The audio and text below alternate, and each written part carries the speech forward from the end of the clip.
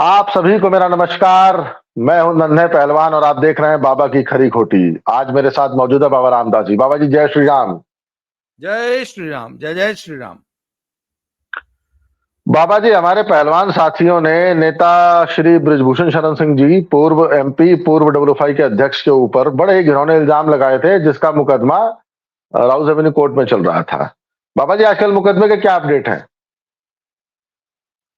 भाई मैंने पहले ही कहा था कि जिस दिन हरियाणा का रिजल्ट आया था ना और कांग्रेस चुनाव हार गई थी, तो उसी दिन मैंने कह दिया था कि विनेश फोगाट और बजरंग पूनिया और साक्षी मलिक के गिरोह के दुर्दिन शुरू होते हैं। अब उस दिन दोपहर 2 बजे से इनके दुर्दिन, बुरे दिन शुरू हो गए थे। जी। इनकी सारी आस टिकी थी हरियाणा की सरकार पे। अगर तो हरियाणा की में हुड्डा की गवर्नमेंट आ जाती, तब तो इनका मतलब थोड़ा सा बचाव हो जाता। पर अब चूंकि बीजेपी की गवर्नमेंट आ गई हरियाणा में, तो इनके दुर्दिन हो गए शुरू। दुर्दिन कैसे शुरू हो गए, मैं अब ये बताता हूं। पहले तो उस मुकदमे की पोजीशन सुन लो। उसमें आजकल चल रही हैं गवाहियां।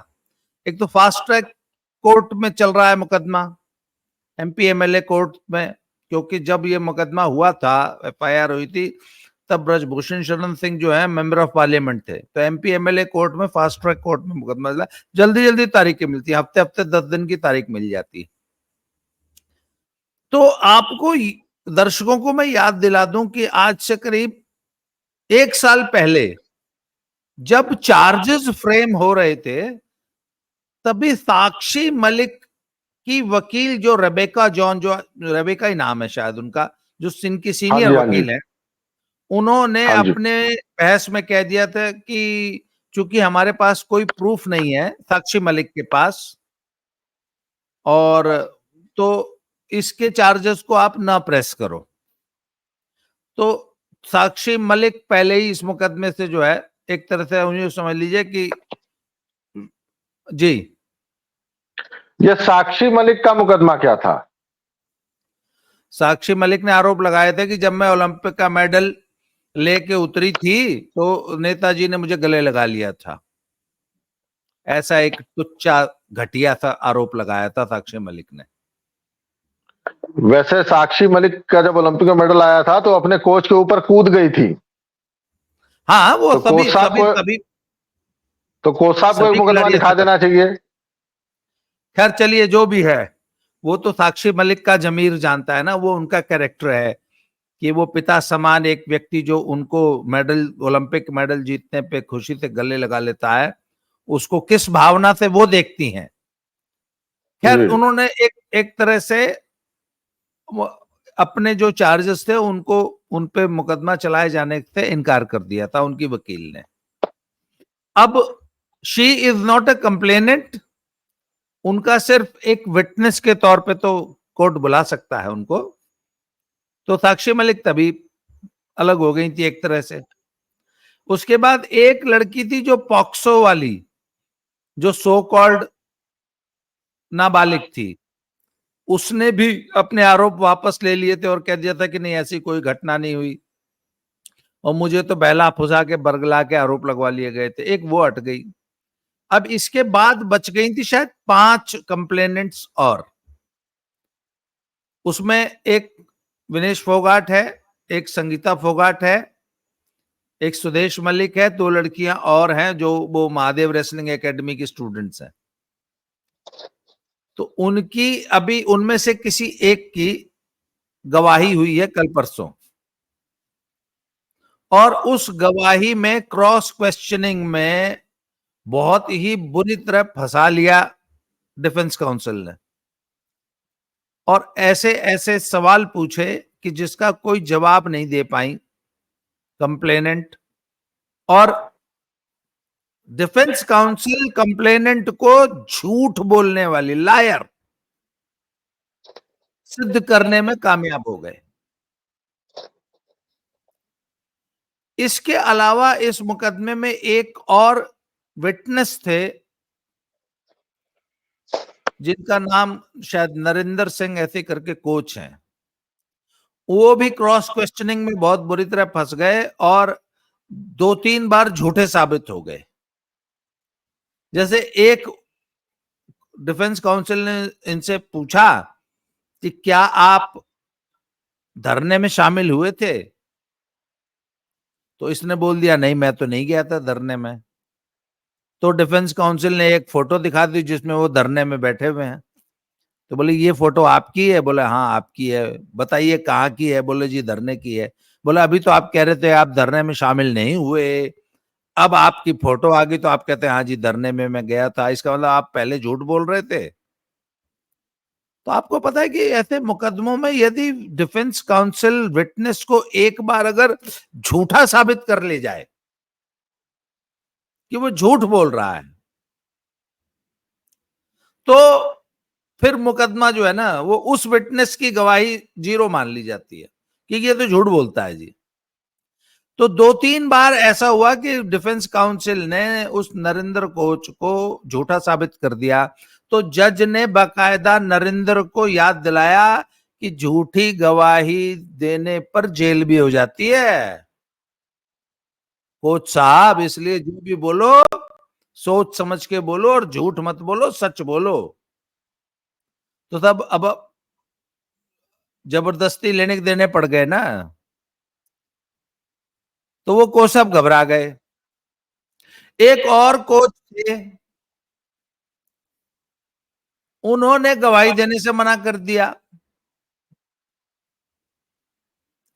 और ऐसे सुनने में आया है कि वहां पे जाके बिल्कुल दंडवत हो गए जी। जी वहां पे कहाँ पे साफ साफ बताइए ना, खुल के बताइए वहां पे कहाँ पे। रेसलिंग फेडरेशन में जाके बिल्कुल पैरों में लेट गए कि जी मुझे किसके बचा पैरों लो। में? अरे रेसलिंग फेडरेशन में कौन है आपको पता ही है, नेताजी।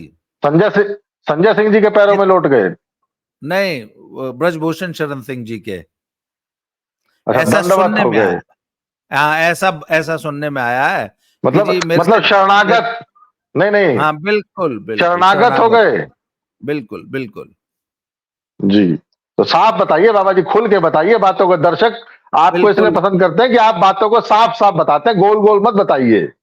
बोलिए तो कि फला फला कोच जाके डब्ल्यूएफआई के ऑफिस में या घर पे या नेताजी के यहाँ जाके उनकी शरण में आ गया और बोला जी मेरे से गलती हो गई, मुझे बचाओ इस पूरे प्रकरण से। और जी। मैं गवाह, मैं झूठ नहीं बोलूंगा। तो अब पूछने वाले ने तो पूछा होगा ना। खैर नेताजी ने डायरेक्ट बात नहीं की उनसे, उन्होंने बोला कि जाके फेडरेशन में बात करो। तो वो ऐसा सुनने में आया कि जयप्रकाश पहलवान जी जो कि शायद दिल्ली कुश्ती संघ के पदाधिकारी हैं, दिल्ली राज्य कुश्ती जी। संघ के, उनके पास गए, उनको बोला जी मुझे बचा लो। खैर फाइनली ये डिसाइड हुआ कि साहब वो गवाही नहीं देंगे। तो वो दिल्ली पुलिस में उन्होंने बोला कि साहब मैं तो गवाही, झूठी गवाही नहीं दूंगा, मैं तो ये बोलूंगा जी कि सच सच के ऐसा कुछ नहीं हुआ था, मैंने कुछ नहीं देखा और नेताजी ने कोई बैड टच नहीं किया था किसी महिला खिलाड़ी को। तो दिल्ली पुलिस ने उनको एज अ गवाह न पेश करने का फैसला किया है। जी। दिल्ली पुलिस ने इस मुकदमे में उनको एज अ गवाह विड्रॉ कर लिया है।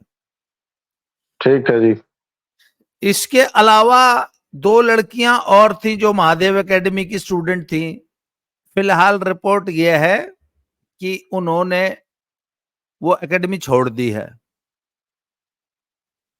वो अखाड़ा छोड़ के कहीं और चली गई हैं। और जी उसमें थोड़ी रिपोर्ट एक मेरे पास भी है कि उनके परिवार वाले उनको ले गए हैं और कुश्ती छुड़ा दी है, अखाड़ा नहीं छुड़ाया है, कुश्ती ही छुड़ा दी है शायद। कि भाई मैंने समाज में बेइज्जती नहीं करानी है, तुम उड़ जाके झूठ बोलोगी, रहने दो बेटा, चल गरा, हमने ना करानी पहलवानी। ऐसी रिपोर्टें हैं। अब अगली जो तारीख है वो 6 नवंबर है। 6 नवंबर को संगीता फोगाट की गवाही है, ऐसा बजरंग, सुनने में आया। बजरंग पहलवान जी की वाइफ। बजरंग पहलवान जी की वाइफ, ये भी एक कंप्लेनेंट है। और कंप्लेंट इनकी ये है कि मैं, मेरे को फेडरेशन ऑफिस में काम था, तो मैं अपने भाई के साथ गई थी, तो मेरे भाई को बाहर गेट पे ही रोक लिया और मेरे को अंदर भेज दिया। तो वहां पे नेताजी ने मेरे साथ न्यू न्यू बैड टच किया या मुझे मॉलेस्ट किया, ऐसा किया।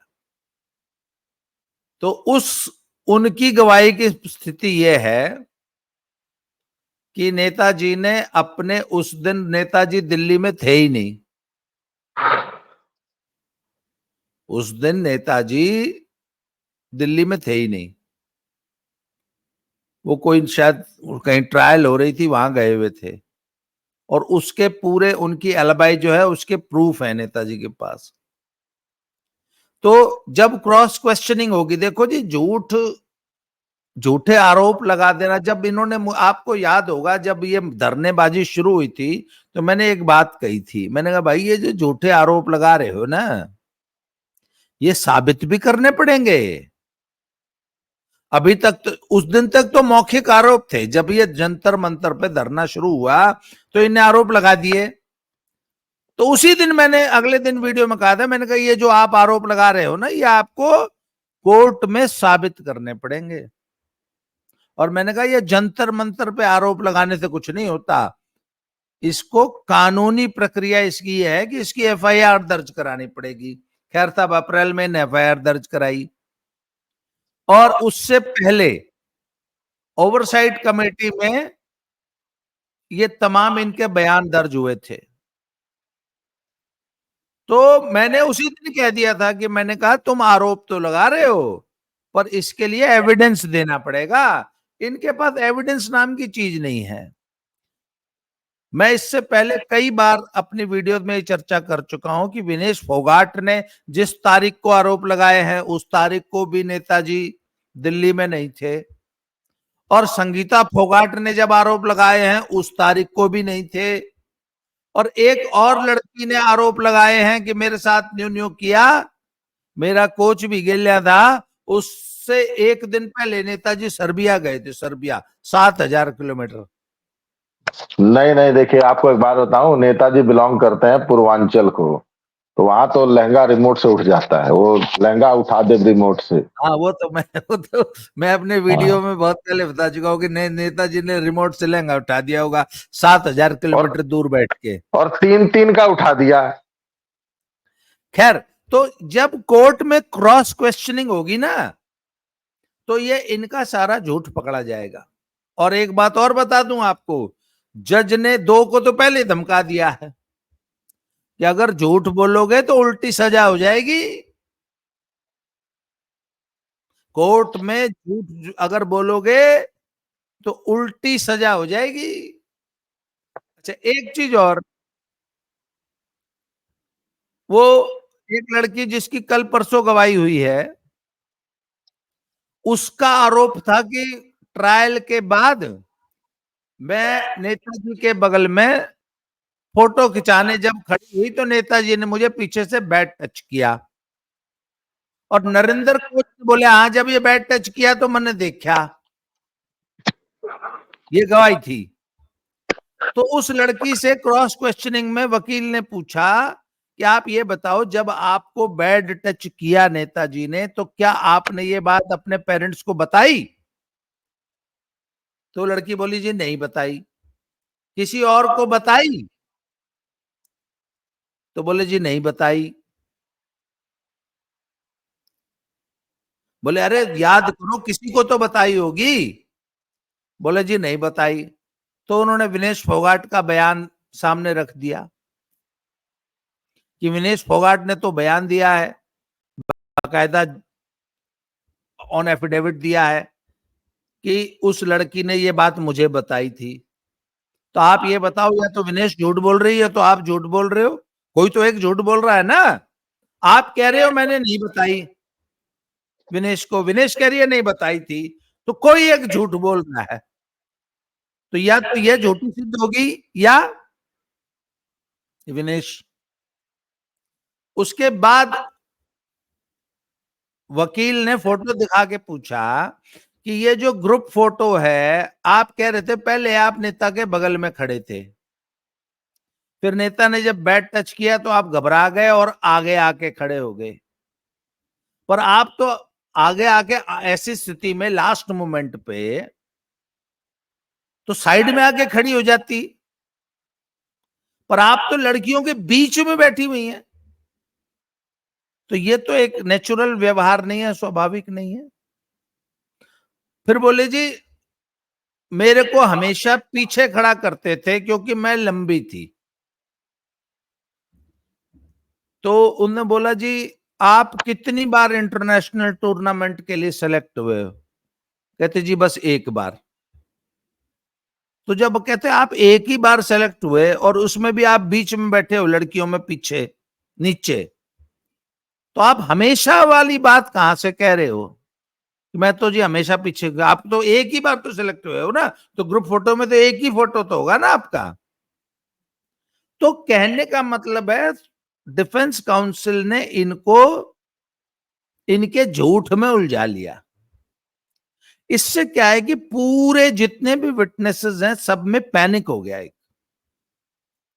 कि भाई वहां तो बहुत टेढ़े सवाल होंगे और ऐसे ऐसे सवाल पूछे जाएंगे, झूठ पकड़ा जाएगा, और अगर झूठे साबित हो गए तो उल्टी सजा हो जाएगी। ये बहुत ही दुर्भाग्यपूर्ण स्थिति है इन विटनेसेस के लिए। और इस आज की स्थिति यह है कि जितने भी विटनेस हैं वो डर गए हैं। क्यों? क्योंकि भैया सच तो इनमें से कोई सा बोल नहीं रहा, आरोप तो सब झूठे। तो अब अगली पेशी में संगीता फोगाट, उसका भाई और बजरंग पूनिया, इनकी पेशी है, इनकी विटनेस है, और बहुत संभावना है कि ये इस डेट पर नहीं आएंगे। आमतौर पे क्या होता है कि एक्यूज्ड जो होता है ना वो मुकदमे को डिले करता है। यहां पे एक और चीज इस मुकदमे में देखने को आ रही है कि जो कंप्लेनेंट है वो मुकदमे को डिले कर रहे हैं जानबूझ के। जैसे कल जिस लड़की की पेशी हुई उसने बोला, जज ने बोला कि आपको अभी एक बार होना और आना पड़ेगा, तो उसने बोला जी नहीं मैं नहीं आ सकती, मैं नहीं आऊंगी, बहुत ट्रैफिक है, ये है, उसने बहाने बनाने लगी। तो जज बोली ऐसा है मैडम, हम आपकी कंप्लेंट पे सुनवाई कर रहे हैं, आप कंप्लेनेंट हैं, कंप्लेनेंट आगे बढ़ के आता है गवाही देने जल्दी से जल्दी। जो एक्यूज्ड होता है ना वो भागता है मुकदमे से, यहां उल्टा हो रहा है, यहाँ एक्यूज्ड हर तारीख पे आ रहा है, कंप्लेनेंट आ ही नहीं रहे, हर तारीख पे कंप्लेनेंट एब्सेंट रहते हैं। तो कहने का मतलब है मुकदमा सही दिशा में जा रहा है नेताजी के लिए, और मुकदमा एक बहुत बुरी स्थिति में है इन कंप्लेनेंट्स के लिए, क्योंकि कंप्लेनेंट झूठ बोल रहे हैं। जी आपने कहा कि बहुत ज्यादा चांसेस हैं कि बजरंग, संगीता और दुष्यंत ये तीनों गवाही देने नहीं आएंगे। आप बाबा जी आप वन साइडेड बातें मत करिए, मैं पहलवान और पहलवानों को जानता हूं। आप देख लेना, इनको दस्त नहीं लगेंगे और ये पहुंचेंगे गवाही देने, मैं आपको गारंटी देता हूं। बजरंग पहलवान जी अगर ये वीडियो आपके पास पहुंचे ना, देख लो ये बाबा के कह रहा है, ये नु कहे कि ये भाग जाएंगे याओ को ना। पहलवान जी, पहलवाना की इज्जत की बात है, अपने टाइम पे पहुंचना और खुल के गवाही देनी है, डरना नहीं है। आपा क्यों डर रहे हैं? आपा तो सच के साथ है, आपा तो सत्य बोल रहे हैं, आपा डरना नहीं है। बाबा जी आपको मैं गारंटी देता हूं, बजरंग पहलवान और संगीता भाभी जी हमारी और दुष्यंत भाई हमारा एकदम टाइम से पहुंचेंगे, इनको दस्त नहीं लगेंगे, गारंटी है जी मेरी। और बताओ। तो कहने का ये मतलब है जी कि मुकदमा बड़ी क्रूशियल स्टेज पे आ गया है, और जिस हिसाब से चल रहा है अगर कंप्लेनेंट्स डिले नहीं करेंगे तो तारीख पे तारीख कंप्लेनेंट ले रहे हैं, जबकि लेनी चाहिए एक्यूज्ड को, मुकदमे से भागता है एक्यूज्ड, पर यहां पे एक्यूज्ड आगे आगे दौड़ रहा है कि जल्दी करो जल्दी करो जल्दी करो। कंप्लेनेंट जो है बार बार मुकदमे को डिले करने की कोशिश कर रहे हैं। अब इसमें ये बदलाव पता है क्यों आया है? इनको आशा थी कि अगर तो हुड्डा साहब की गवर्नमेंट आ जाती है हरियाणा में तो इनको थोड़ा सा ना नैतिक बल, थोड़ा सा सपोर्ट मिल जाता है, गवर्नमेंट का भी सपोर्ट मिलता है, समाज का भी सपोर्ट मिलता है इस। और एक चीज और बताऊं आपको, एक भावनात्मक बदलाव आया है इस परिस्थिति में। जब ये मुकदमा हुआ था और ये जब मुकदमेबाजी और ये कंप्लेंट्स हुई थी और ये सारा धरनेबाजी हुई थी, तब विनेश और साक्षी थी देश की बेटी।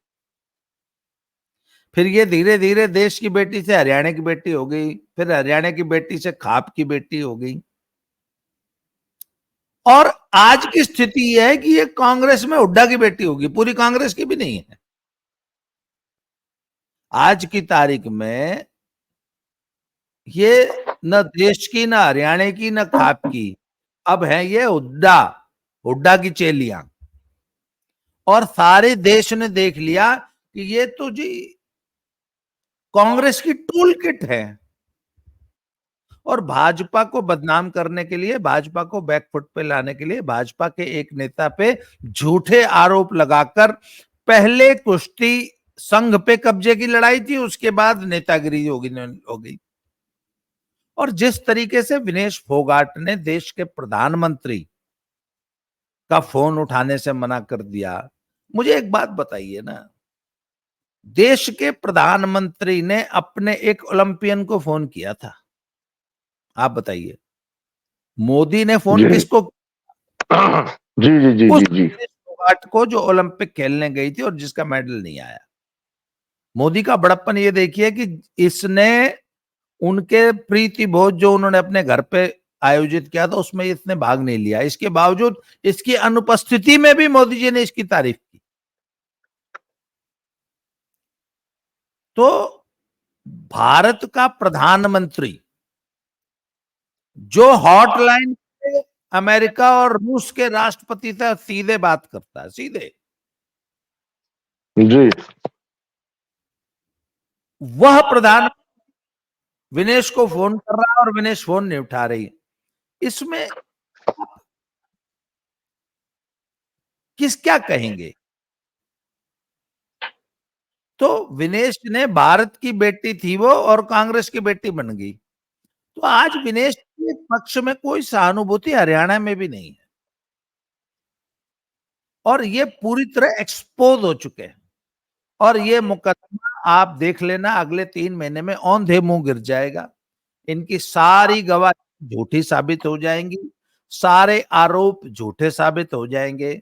सबसे पहली बात तो आप यही आरोप नहीं, आपका आरोप कि मैं इतनी तारीख को गई थी, इतनी तारीख को नेता ने मेरे साथ ये किया, नेता उस दिन दिल्ली में था ही नहीं। आप ऐसे, जब ऐसी क्रॉस क्वेश्चनिंग होगी तो आप कैसे, आप इसका मुकाबला करोगे, क्या जवाब दोगे? आपने झूठे आरोप लगाए, या उस तारीख को तो नेता था ही नहीं। अच्छा, आजकल क्या है ना, डिजिटल एविडेंस होता है।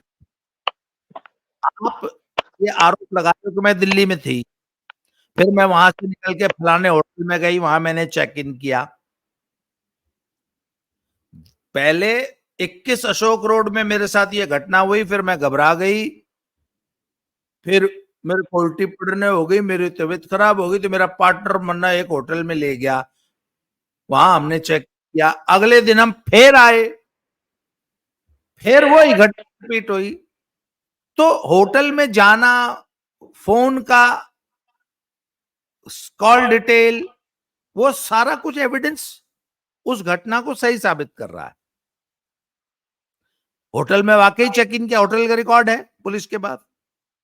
उस दिन आप 21 अशोक रोड या दिल्ली में उस एरिया में मौजूद थे, यह भी प्रूव हो रहा है। पर नेताजी की उपस्थिति लखनऊ में प्रूव हो रही है, तो आरोप झूठा हो गया ना जी। ये संगीता फोगाट के आरोप हैं। ये संगीता के भी हैं और विनेश के भी, दोनों जगह दोनों दिन ऐसा है, बल्कि 3 दिन ऐसा है। मतलब आपका ये कहना है कि संगीता के साथ जब ये घटना हुई तो उनके पार्टनर, ये पार्टनर कौन, पार्टनर? नहीं, वो संगीता का भाई। अच्छा, संगीता का भाई था। ठीक ठीक। दुष्यंत। हाँ, तो इनकी उपस्थिति 21 अशोक रोड पे पाई गई है। परंतु नेताजी की उपस्थिति लखनऊ में है, बल्कि रांची या कहां पे है। उसी तरह विनेश ने जब आरोप लगाया तो नेताजी की उपस्थिति गोंडा में और लखनऊ में है। इनकी उपस्थिति सचमुच दिल्ली में पाई गई है। तो ये तो डिजिटल एविडेंस हो गया ना कि आरोप झूठे हैं। जी। तो जब ये 3 महीने में देख लेना मुकदमा ऑन डेमो गिर जाएगा और ये कोर्ट में झूठे साबित हो जाएंगे। पूरे देश और दुनिया के सामने ये पूरा गिरोह झूठा साबित हो जी। जाएगा। सुरेंद्र नाड़ जी ने एक बहुत अच्छी बात कही है अपनी वीडियो में। जी। वही काटूड़ जैसे मुंह के हैं, जो थोड़े मुंह काटूड़ जैसा है, पिछवाड़ा दुम्बे जैसा है सुरेंद्र नाड़ पहलवान, जो पिछले साल तक आपको, नरेंद्र मोदी और नेताजी को इतनी गालियां देते थे कि कुश्ती का विनाश कर दिया बाप ने, कड़े का बाबा है, कड़े का कोच है, मैं 14 साल कैंपा में रहा हूं, पहला झूठ है। और मन ने कदे कोच देखा नहीं, फलान नहीं, ये उल्टी बातें करते थे। ये ब्रिजभूषण हमारी छोरी अगल गलत कर रहा है, यो मोदी का साथ दे रहा है, उनकी बात कर रहे हैं ना, वो जो काटूड़ू जैसा मुंह है, बड़ी बूढ़ी शक्ल के हैं। चलो खैर, शक्ल का हमने क्या मतलब है, पर उन्होंने एक नहीं, बात बहुत छक्का भगवान ने बूढ़ी शक्ल दी है, ज्यादा बूढ़ा बनाया है। ये उसमें एक बात है, उन्होंने एक बात बहुत अच्छी कही है, वो ये कि ये मैं भी पहले दिन गया था जंतर मंतर पे इनका साथ देने, पर वहां पे जाके जब मुझे पता चला कि ये तो फर्जी आरोप है, सब झूठे हैं, तो झूठ बोल रही है, तो पॉलिटिक्स कर रही है, तो मैं उल्टा आ गया था। ये ऐसा सिर्फ सुरेंद्र नाड़ के साथ नहीं हुआ, ये और भी बहुत से कोचेस, बहुत से पहलवानों और उनके अभिभावकों के साथ हुआ है कि वो शुरू में गए पर बाद में उन्होंने इस पूरे आंदोलन से अपना हाथ खींच लिया। मैं उन लोगों से सवाल कर रहा हूं जिनको अच्छी तरह पता था कि ये आरोप झूठे हैं, इसके बावजूद वो सब जो है इनका साथ देते रहे। वो तमाम कोचेस जो ये जानते थे कि आरोप झूठे हैं, क्योंकि वो कुश्ती जगत के अंदर की बातें तो सब जानते हैं ना, वो क्या मुंह दिखाएंगे जब ये मुकदमा झूठा साबित हो जाएगा। ये उनको कुश्ती जगत को जवाब देना होगा, खेल जगत को जवाब देना होगा। और इन झूठे आरोप की वजह से जो भारतीय कुश्ती बदनाम हुई, भारत बदनाम हुआ, अंतरराष्ट्रीय पटल पे भारत की जो बदनामी इस गिरोह ने की है, ये भारत के दोषी हैं, इनको इसका जवाब देना पड़ेगा। जी। वैसे आपको बता दूं कोच साहब, जो कुछ लोग उस दिन धरने पे गए थे, फिर रात को उन्होंने धरना उठा लिया था और ये अनुराग ठाकुर के पास चले गए थे मिलने, उसमें से एक व्यक्ति थे सुंदर गरेवाल बामला, भिवानी जिले में गांव है बामला, वो भी गए थे। बाद में जब इन्होंने धरना उठा लिया तो वो बड़ा नाराज हुए कि यार तुमने मारते बात करके धरना तला दिया, पर अपने मन से धरना उठा दिया। बाद में जब बातें खुली और उन्होंने अपना खुद का इन्वेस्टिगेट किया कि भाई चेक करके आए कितना सच कितना झूठ बोल रहे हैं, तो वो बड़ा इनके विरोध में आए। और आप यकीन नहीं मानेंगे, जिस स्तर से आपको इन्होंने परेशान किया है ना, फोन करके, फोन करवा के, और इनके समर्थकों ने सुंदर पहलवान जी के तो घर तक चले गए ये, और मतलब उनको तो ऐसा तंग किया था कि मतलब अगले से आप कभी बात करके देखिएगा, परिवार तक को धमकाया गया। उनके ऊपर तो लांछन तक लगाए गए, झूठे आरोप भी लगाए गए, बहुत कुछ हुआ। हाँ। पर सुंदर पहलवान अंत तक सच्चाई के साथ खड़े रहे और वो डट के विरोध करते रहे। वो हमेशा से कहते थे कि ये आरोप झूठे हैं। जी।